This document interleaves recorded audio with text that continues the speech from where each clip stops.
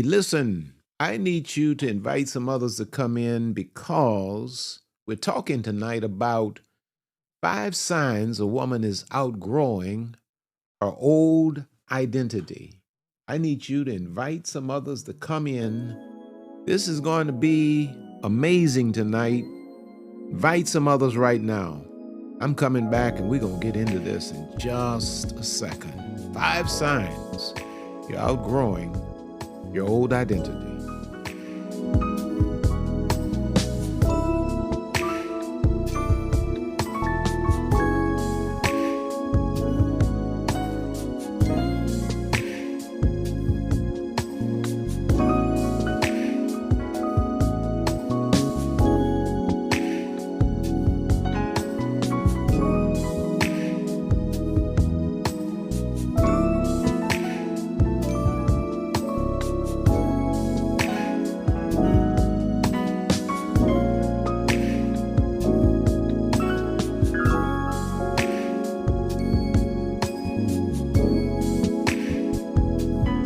Well, let's get ready to talk. I am rcblakes. If this is your first time ever tuning in, I'm rcblakes. I'm a pastor. I'm a husband, a father, a grandfather, an author, empowerment speaker, conference host. My wife and I host the Mordecai Mission, a group mentoring program for women that need to heal, discover, and develop or become their best version. I am a lot of things, but one thing I most certainly am right now, I'm excited to be here.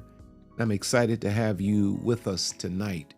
Please invite some others to come in because tonight we have a very powerful conversation that we must have centered around 5 signs rather that you're outgrowing your old identity as a woman. I need you to invite some people to come in tonight because this is going to be absolutely powerful. I'm going to try to be brief tonight, but this teaching is in alignment with just kind of like a series that I've been in recently on Monday nights. And I've kind of entitled it Becoming Her. This is another Becoming Her teaching. You know, there's the woman that when she shows up, people ask, who is that? But then there's the woman that shows up and people say, that's her.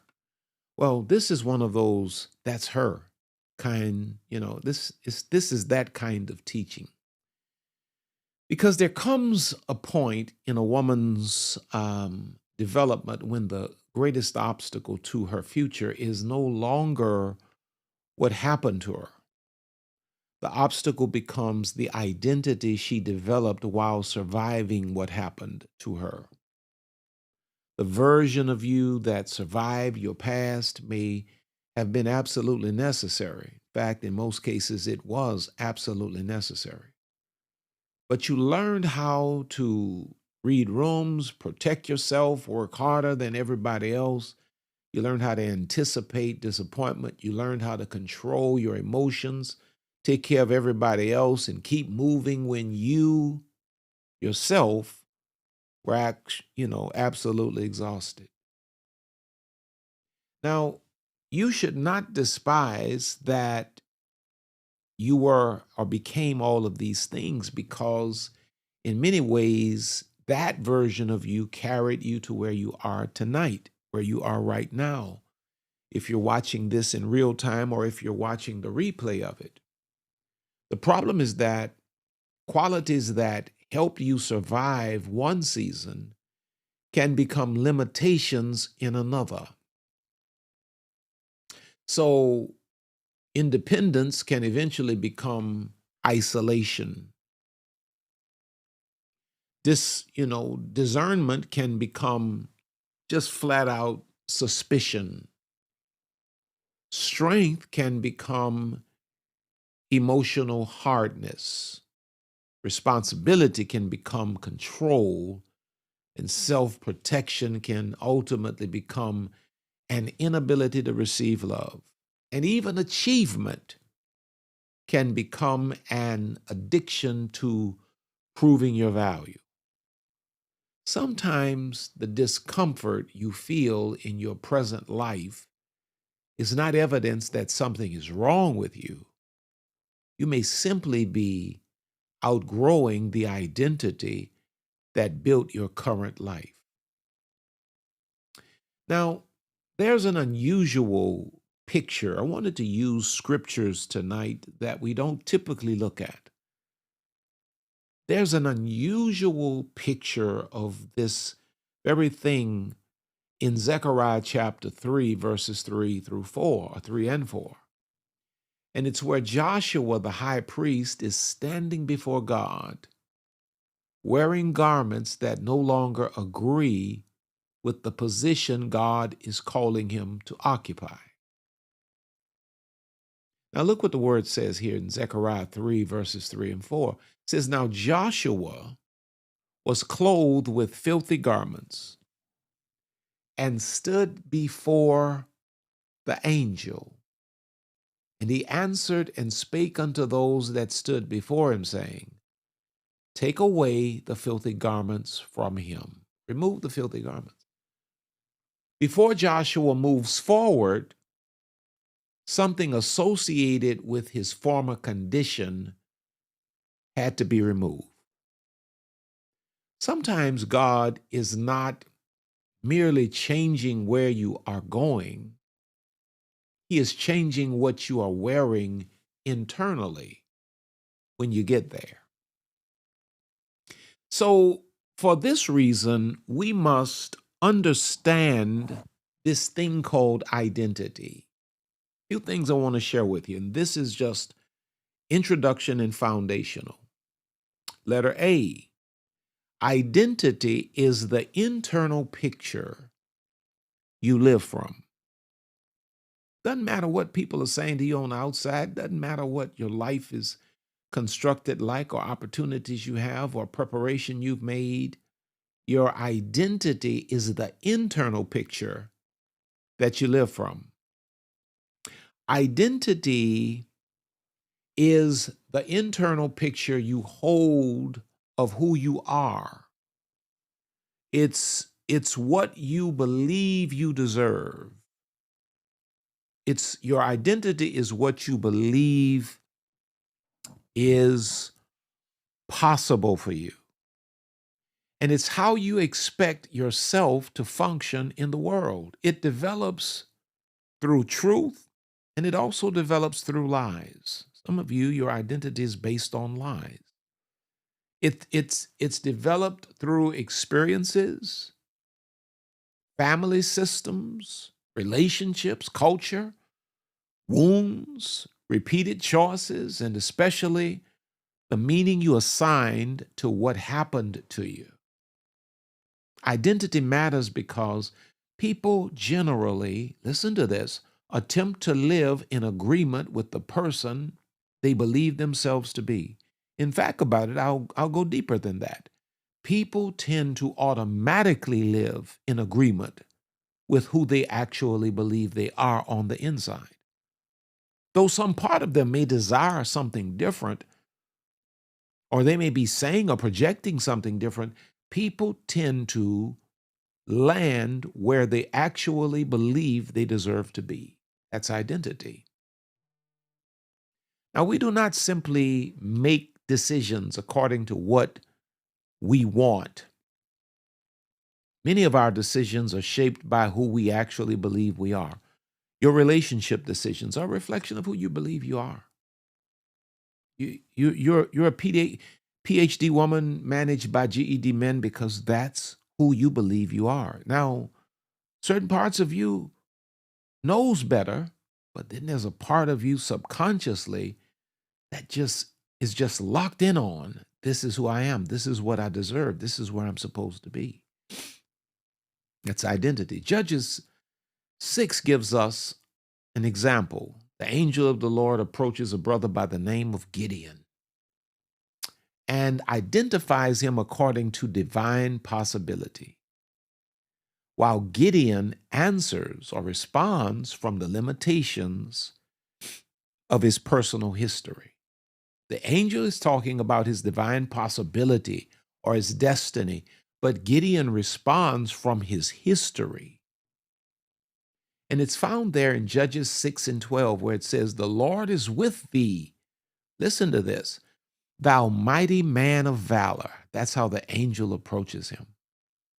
But a few verses later, Gideon responds in Judges 6:15. And Gideon says, "Behold, my family is poor in Manasseh, and I am the least in my father's house." I come from a poor family, and I'm the least of the poor. God calls him mighty, while Gideon calls himself least. That's identity. Before Gideon can function at the level of his assignment, the internal picture has to change. And this is why identity is deeper even than confidence. Confidence may fluctuate according to a situation, but identity becomes the internal operating system underneath your choices. Identity quietly answers questions that may never be spoken. What kind of woman am I? Identity will answer. What kind of treatment should I expect? Can I trust people?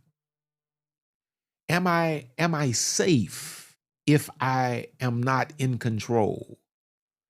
Does success belong to someone like me? Am I worthy of success? Am I valuable when nobody needs me?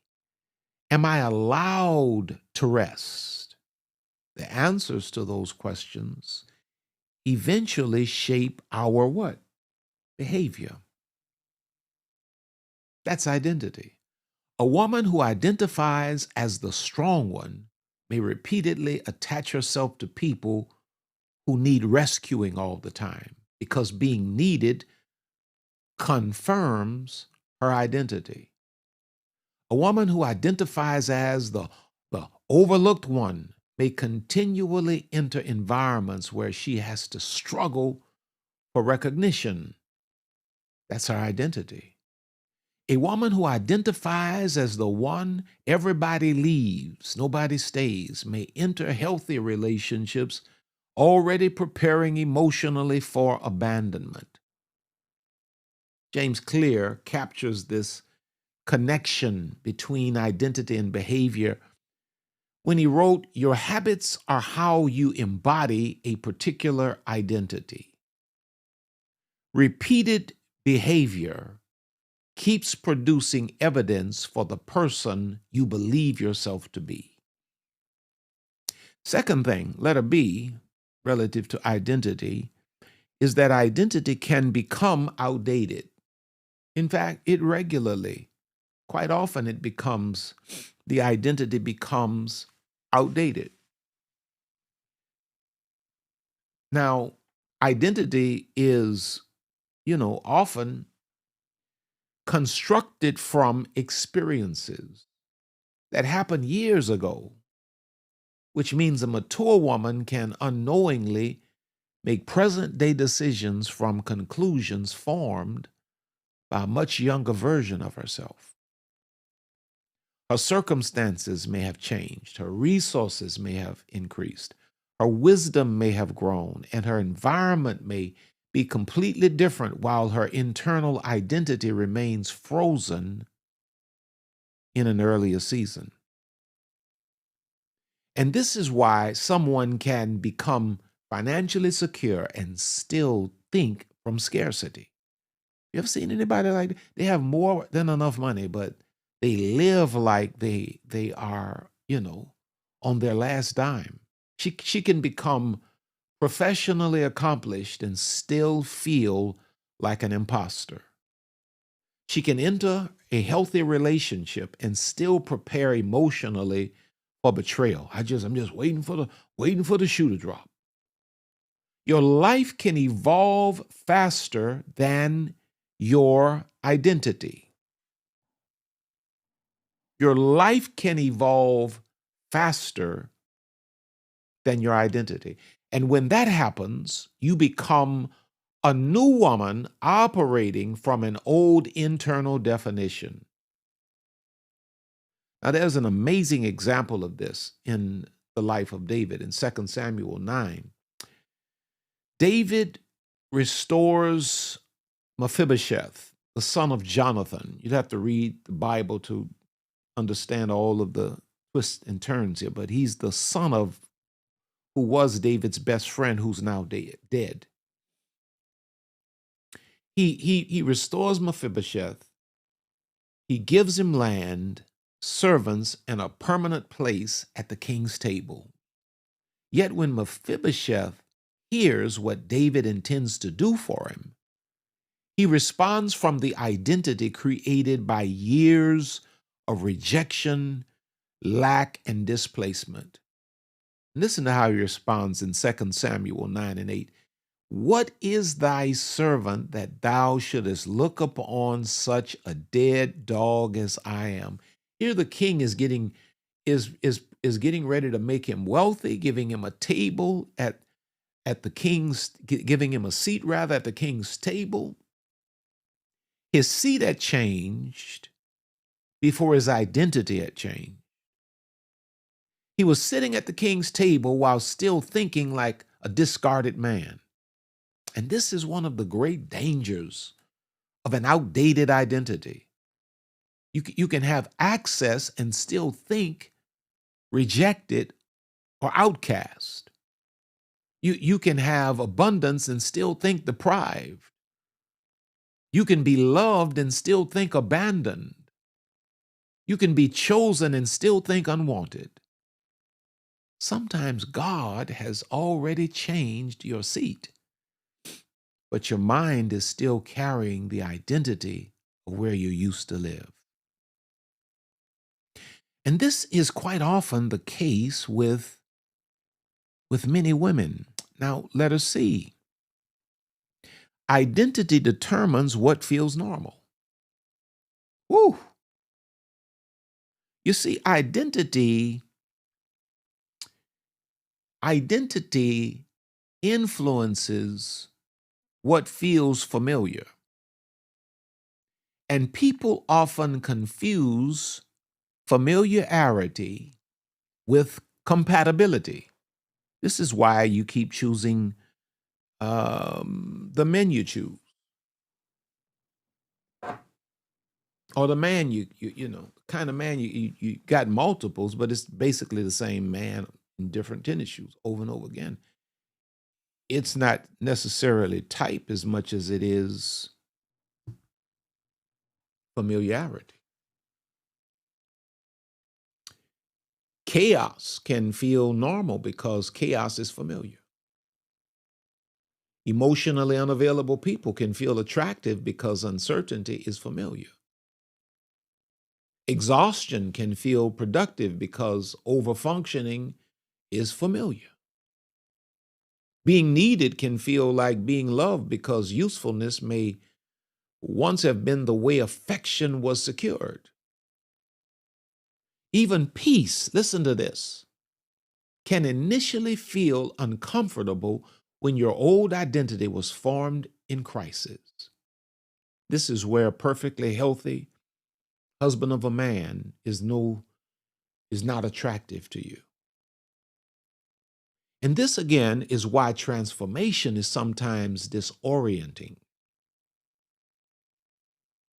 Health does not always feel like home immediately.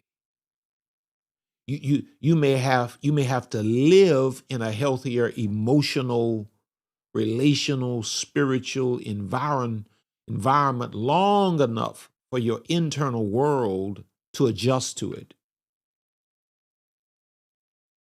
In Jeremiah chapter 15, verse 19, it contains an unusual instruction from God that captures this very idea. Jeremiah 15:19, it says, "Let them return unto thee, but return not thou unto them."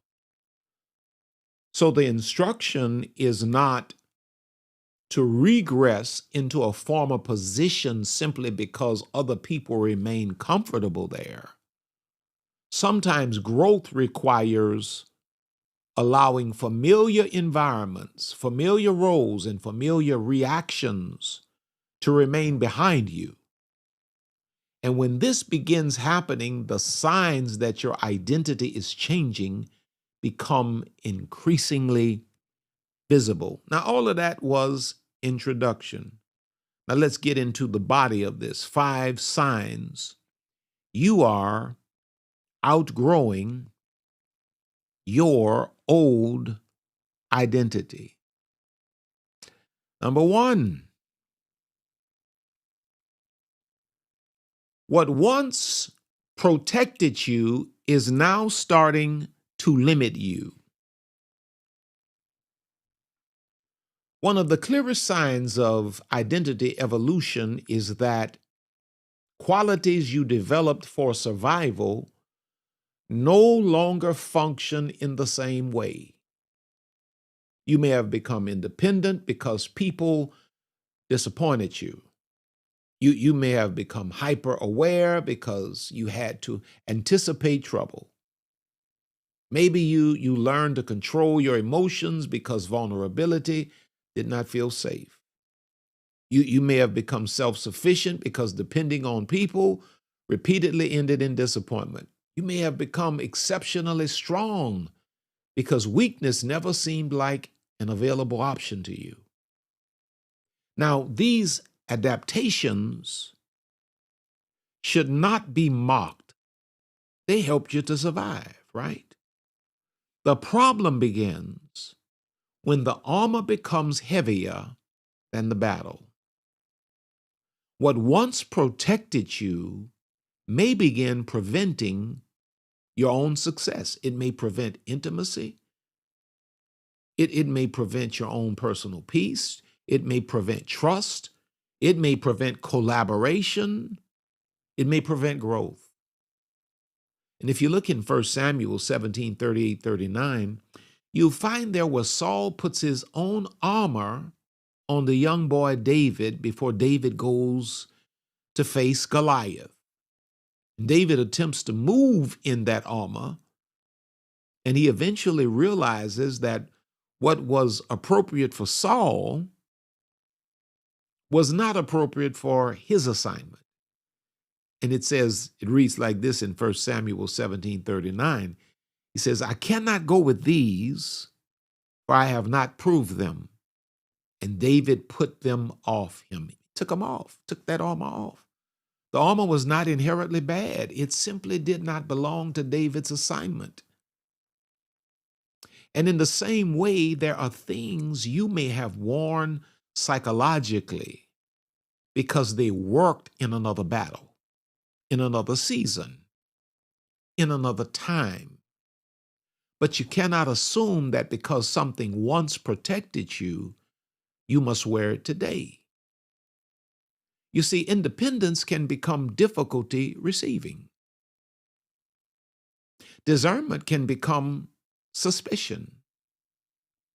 Preparation that once protected you can become anxiety.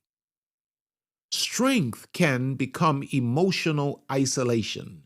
You became the strong woman because you had no choice. You had no one to protect you. Now you got a whole man here, and you don't know how to take the cape off.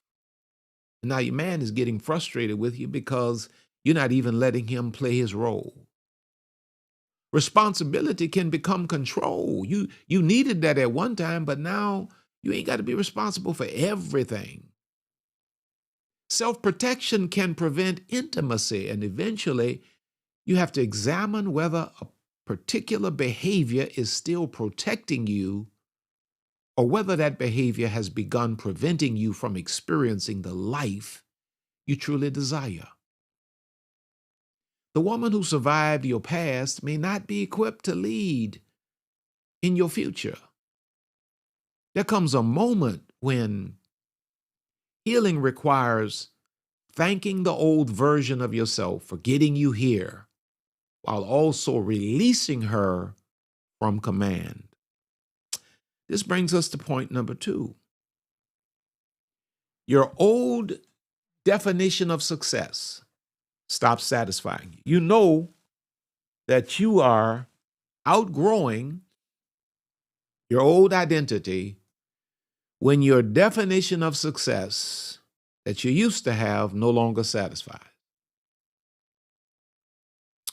So, you know, what used to do it for you, it just ain't doing it no more. The old version of you was happy with just having a man. You actually told that man, all I want is just a man. And now you've evolved, and now you realize that you need more than a man, you need a husband. That's another sign that identity is changing. It's that things you once desperately wanted no longer produce the fulfillment you imagined they would. And this can be confusing because you may finally obtain the title, the income, the recognition, the house, the platform, the relationship, the lifestyle you once prayed so hard for, and still discover that something inside you remains restless, unfulfilled. That restlessness does not automatically mean you're ungrateful. It may simply mean the definition of success was created by an earlier version of you, while the younger version of you may have wanted success because she needed to prove something. This version doesn't need to prove anything.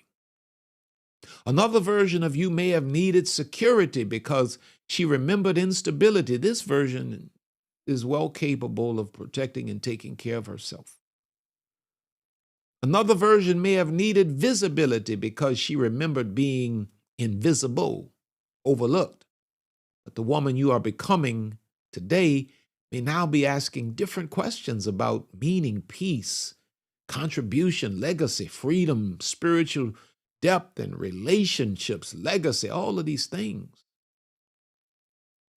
And Haggai 1:6 gives us a striking picture of activity that no longer produces fulfillment. It says, ye have sown much and bring in little. He that earneth wages to put it into a bag with holes. They were working, producing, and accomplishing, but the activity was not creating satisfaction. Because sometimes the problem is not that you failed to reach the goal. Sometimes you successfully reached a goal that was created by an identity you have already outgrown. A mature woman eventually stops asking only whether she can accomplish something and begins asking whether the accomplishment still deserves her life. This is one of the clearest marks of identity maturation, growing. Your capacity may still be present while your desire has changed because the person who originally created the goal is no longer the person making the decision. And this brings me to point number 3. You begin grieving versions of yourself you cannot return to. Oh, I know you'd love to go back to the hood and hang out with the girls, but it's not you no more. See, growth has grief. And this is one of the most overlooked dimensions of personal transformation. You can know that a previous identity is no longer appropriate and still miss the woman you used to be. You may miss your innocence and old friendship, the simplicity of a former season, or the version of yourself who could enter certain environments without seeing what you now see. You see everything now because you're conscious. See, when you that broken consciousness, you saw nothing. You just saw nothing. You saw nothing wrong with being half naked on the floor, rubbing up against men you don't even know and calling it dancing and sweating and all of this. But now you're queen conscious. Now you walk in a room like that and you look around and you're like, what is wrong with these people? You see everything now. Now, there's a moment in Ezra 3 when the foundation of the new temple had been laid. And younger people are celebrating what is being built, while many of the older people who remember the former temple begin to weep. And it reads like this in Ezra 3 and 12. It says, "But many of the priests and Levites and chief of the fathers who were ancient men that had seen the first house wept with a loud voice." Something new was being built while people were simultaneously grieving what had been. Celebration and grief were occupying the same moment. And that is often what transformation feels like. You can be grateful for where you are, where you're going, and still grieve what you're leaving. You can miss who you were without being called to become her again. That would be unfruitful. You can appreciate her, understand her, forgive her, and honor her, what she survived, without resurrecting her every time the new version of you feels unfamiliar. Really, when your life gets to a place where things feel too familiar, it means you've camped out in the comfort zone too long. When things feel too familiar and you're completely comfortable, you're not growing. So queen conscious women always strive to keep their lives, to some extent, feeling unfamiliar, uneasy, because that's where the growth happens. Sometimes grief is simply your soul acknowledging that you know you cannot go back. And this is especially important because people often mistake grief for a sign that they have made the wrong decision. Missing a former season does not necessarily mean you belong there. Missing an old version of yourself does not necessarily mean you need her back.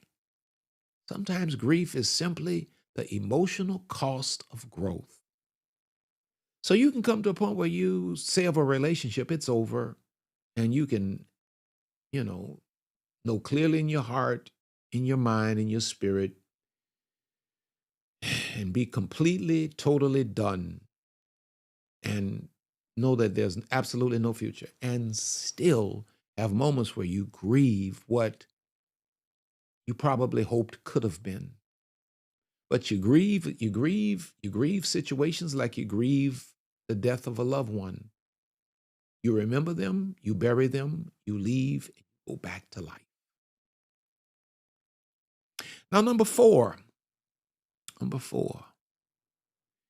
you know that your identity, you've outgrown your old identity when your environment begins feeling too small.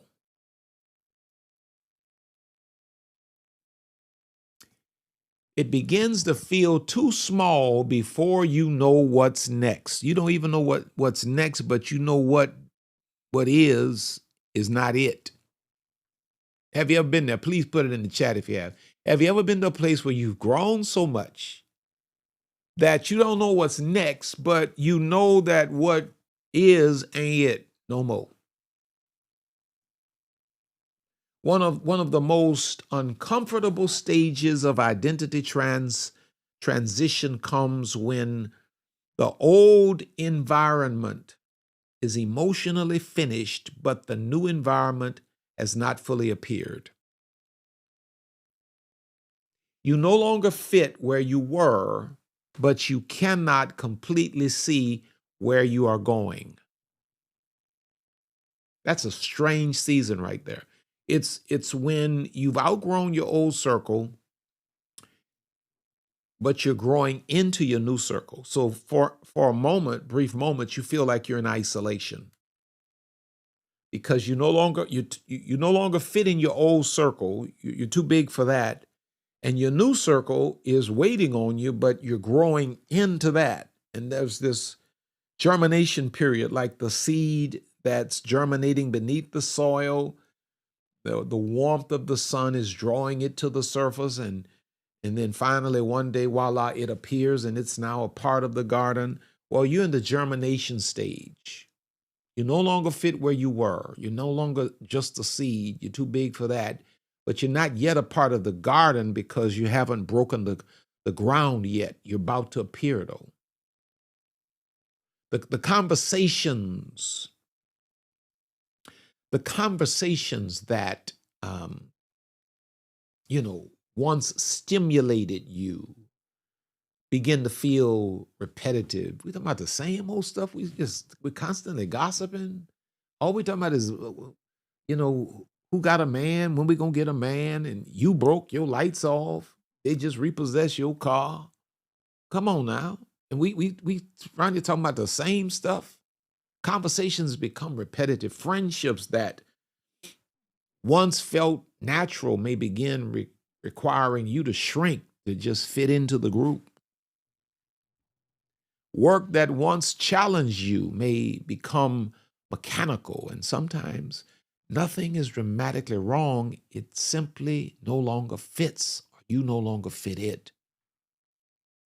And Scripture gives us really a text that almost gives us the exact language for the experience in 2 Kings 6, where the sons of the prophets come to Elisha because they recognized that their present environment no longer had the capacity to contain them.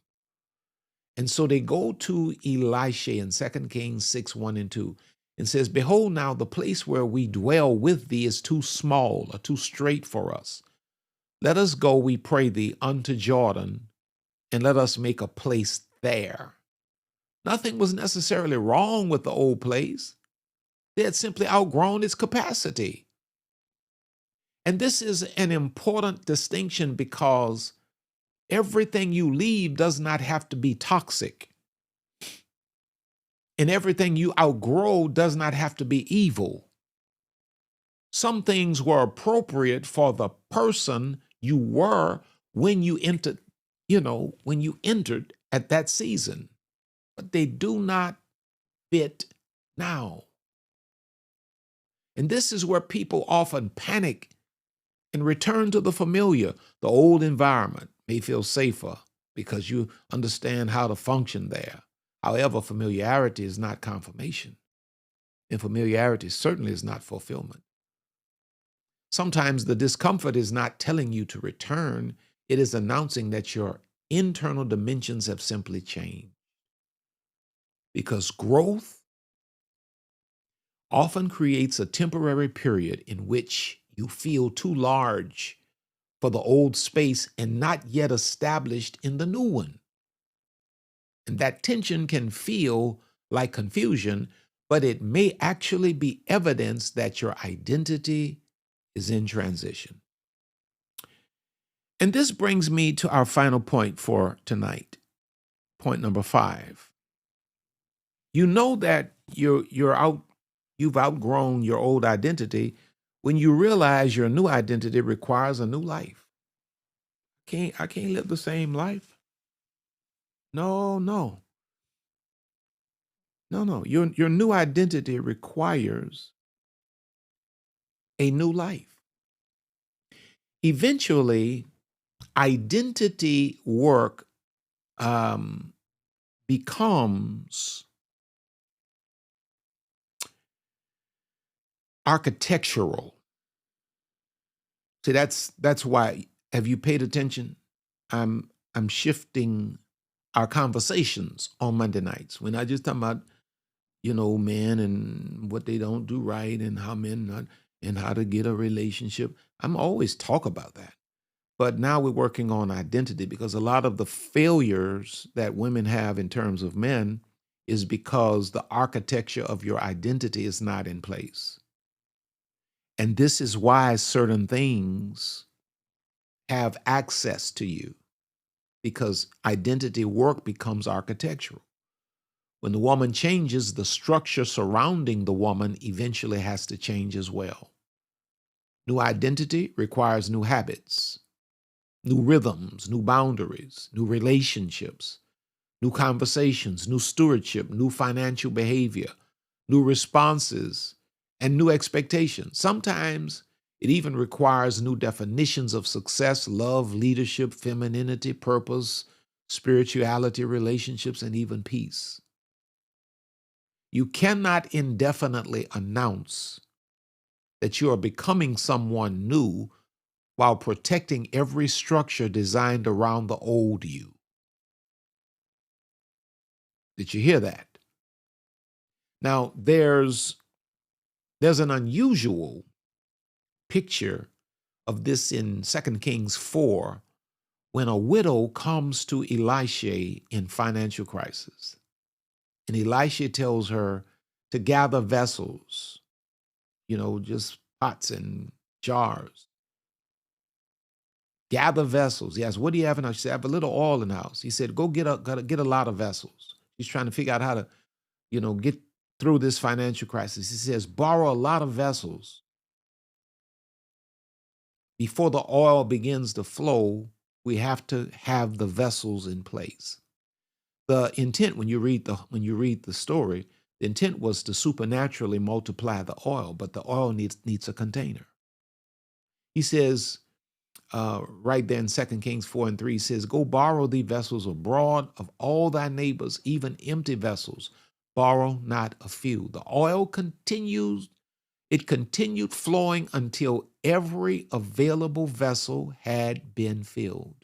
And it says in 2 Kings 4:6, and it came to pass when the vessels were full that the oil stopped. The limitation was not the supply. The limitation was the available structure capable of containing it. That becomes a profound identity principle because sometimes God is expanding the woman while the woman has not expanded the structure of her identity, the structures of her life. Your future may require different routines, different conversations, different stewardship, different discipline, different ways of relating, different standards for what receives your time, your attention, and even a different level of capacity. The practical question becomes whether your present life has containers large enough for the woman you are becoming. Are you her? Or should we look for another? This is where identity work moves beyond inspiration. You begin asking how the woman you are becoming would begin her day. You begin to manage your money based on the woman you're becoming. How would she handle loneliness, respond to disrespect, prepare for opportunity, care for herself, recover from her mistakes, handle her diet, her physical exercise, and manage access to her life? Eventually, you stop waiting to feel like the new woman before living like her. You begin building a life that gives the new identity somewhere to live. Because identity work is therefore the intentional process of examining what you believe about yourself, correcting what is no longer true, and repeatedly practicing behavior that agrees with the person you are becoming. You recognize what no longer fits. You revise the internal definition and rehearse the new behavior until the new identity stops feeling foreign. Now, I'll close with this. You are not losing yourself. Because one of the most frightening statements a woman can make during transition, and I hear it all the time, especially in Mordecai mission, I don't know who I am anymore. That statement does not always mean you are losing yourself. Sometimes it means the identity you used to recognize is disappearing. The old motivations may no longer move you. The old relationships may no longer define you. And the old achievements may no longer satisfy you. Even the old coping mechanisms, they may no longer work, and the old conversations may begin to feel small, petty, and the old version of success feels incomplete. Because the former woman was familiar, you can mistakenly assume something is wrong, when in reality, the woman you have known may simply no longer have enough internal room for the life you are entering. My prayer is that you are her. That's my prayer. That you are her. And that you recognize that you are simply outgrown. You've outgrown your old identity, and you embrace the new version of you with everything you got. Don't forget, go to the description and you'll find the link for BetterHelp counseling. If you need counseling, use that link and it will afford you 10% off of the cost of counseling. Don't forget, Mordecai Mission is starting September 26th. And I would love to have you in there. Invite your friends to come and be a part. It's a 12-week, 3-month group mentoring program run by Lisa and I, wrapped around 3 pillars: inner healing, self-discovery, and self-development. I need you to go and register because we will need to get certain things in the mail to you very soon. So go and register for Mordecai today. Thanks to all of my moderators. Thanks to the Royal Court. If you've not joined the Royal Court, where's my thing?